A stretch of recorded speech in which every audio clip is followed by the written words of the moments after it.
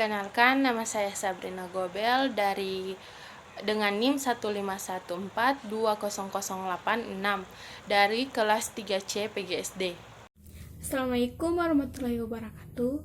Perkenalkan, nama saya Wilanusi dengan NIM 151420099. Pengertian evaluasi kurikulum.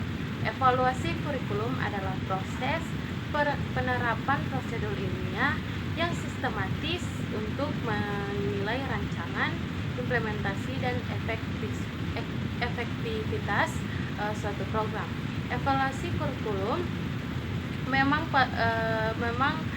memegang peranan yang penting baik dalam penentuan kebijaksanaan pendidikan pada umumnya maupun pada pengambilan keputusan dalam kurikulum.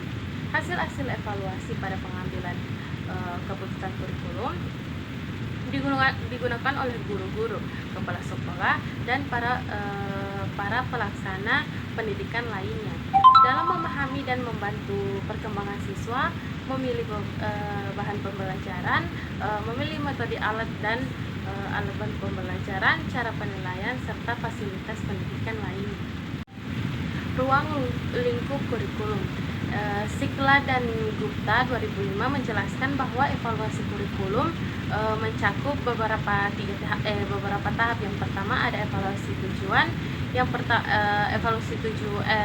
evaluasi tujuan, hal-hal yang dievaluasikan adalah apakah tujuan bermakna, apakah tujuan fleksibel dan dapat dicapai, apakah tujuan sudah didefinisikan dengan baik dan jelas, atau tujuan yang akan dicapai, dan apakah tujuan sesuai dengan kebutuhan. Yang kedua ada evaluasi sistem kurikulum yang diimplementasikan mencakup evaluasi terhadap kegiatan kurikulum, partnership dengan industri, usaha dan mengurangi masa tunggu lulusan, melakukan penelitian dan pengembangan, meningkatkan kemampuan guru dan staf, meningkatkan kualitas dan jumlah mesin dan peralatan.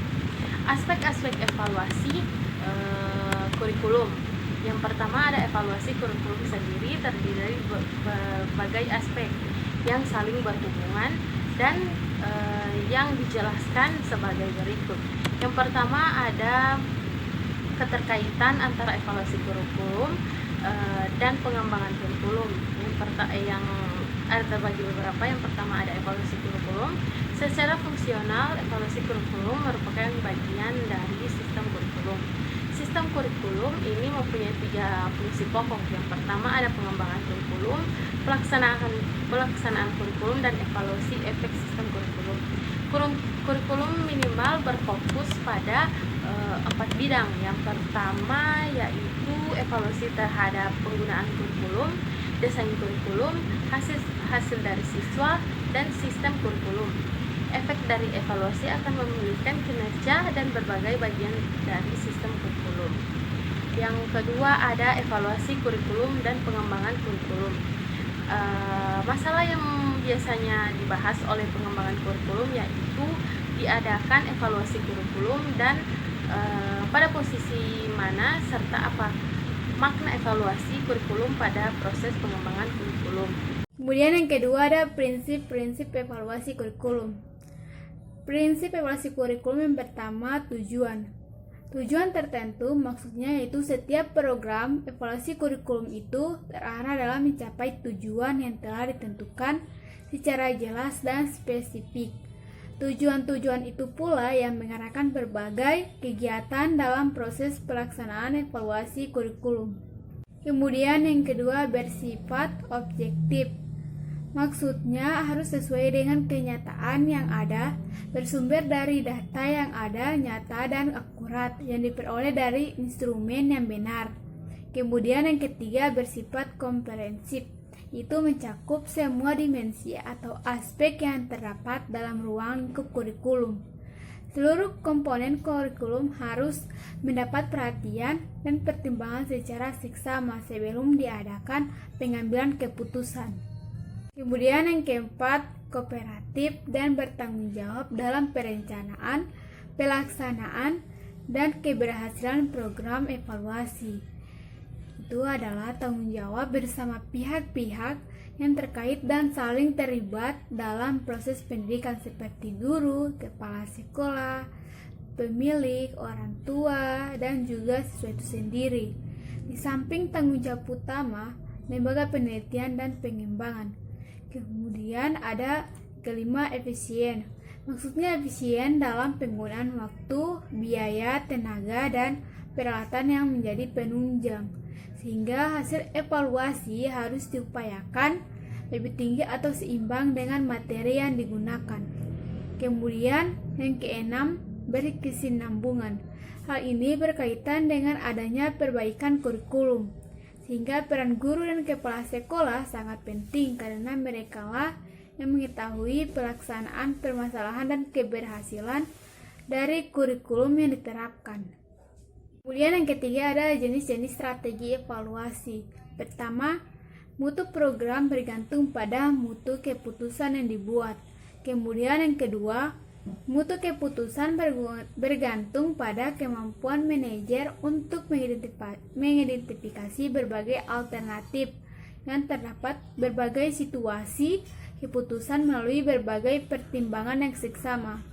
Kemudian yang ketiga, dalam pembuatan keputusan yang seksama dibutuhkan informasi yang tepat dan dapat dipercaya. Kemudian yang keempat, pengadaan informasi tersebut memerlukan alat yang sistematis. Dan yang kelima, proses pengadaan informasi bagi pembuatan keputusan erat hubungannya dengan konsep evaluasi yang digunakan. Oke, di slide selanjutnya ada langkah-langkah membuat evaluasi kurikulum. Dalam mengevaluasi kurikulum, terdapat dua langkah yang harus dilakukan di dalamnya. Yang pertama, ada tahap persiapan. Tahap persiapan pada dasarnya menentukan apa dan bagaimana penilaian harus dilakukan. Artinya, perlu rencana yang jelas mengenai kegiatan penilaian termasuk alat dan sarana yang diperlukan. Ada beberapa langkah yang harus dikerjakan dalam tahap persiapan, yakni yang pertama, menyusun Term of Reference atau yang dikenal dengan TOR penilaian sebagai rujukan pelaksanaan penilaian. Dalam TOR ini dijelaskan target dan sasaran penilaian, lingkup atau objek yang dinilai, organisasi yang menangani penilaian, serta biaya pelaksanaan penilaian. Kemudian yang kedua, klasifikasi, artinya mengadakan penilaian berangkat evaluasi seperti tujuan yang ingin dicapai, isi penilaian, strategi yang digunakan, sumber data, kemudian ada instrumen dan jadwal penilaian. Kemudian yang ketiga ada uji coba penilaian atau yang dikenal dengan tryout, yaitu melaksanakan teknik dan prosedur penilaian di luar sampel penilaian. Tujuan utama adalah untuk melihat keterandalan alat penilaian dan melatih tenaga penilai, termasuk logistiknya agar kualitas data yang kelak diperoleh lebih meyakinkan. Kemudian yang kedua ada tahap pelaksanaan. Setelah uji coba dilaksanakan dan diperbaikan atau penyempurnaan prosedur, teknik serta instrumen penelitian, langkah berikutnya adalah melaksanakan penilaian. Beberapa kegiatan yang dilakukan dalam tahap pelaksanaan ini antara lain yang pertama ada pengumpulan data di lapangan, artinya melaksanakan penilaian melalui instrumen yang telah dipersiapkan terhadap sumber data sesuai dengan program yang telah direncanakan. Kemudian yang kedua ada menyusun dan mengolah data.